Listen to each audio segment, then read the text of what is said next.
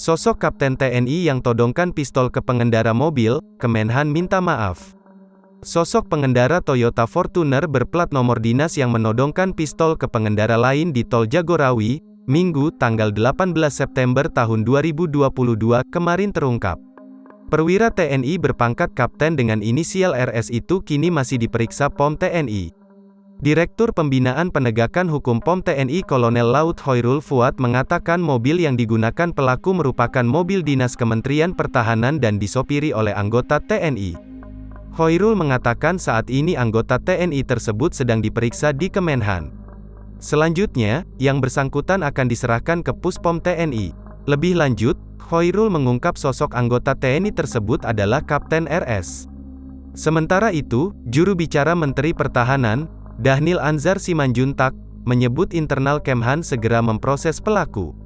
Kemenhan pun meminta maaf kepada masyarakat atas perilaku yang tidak pantas tersebut. Sebelumnya, aksi penodongan tersebut viral di media sosial. Dalam video yang beredar, tampak pengendara mobil berplat dinas awalnya hendak menyalip mobil pribadi melalui bahu jalan di sebelah kanan. Namun pengemudi mobil pribadi tersebut tidak memberikan jalur untuk menyalip.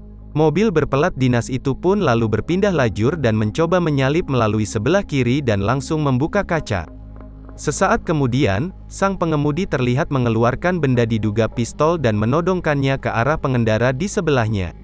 Dalam keterangan video dijelaskan bahwa kejadian itu berlangsung di Jalan Tol Jagorawi dari arah Bogor ke Jakarta pada Minggu, tanggal 18 September tahun 2022, pukul 14.42 waktu Indonesia Barat.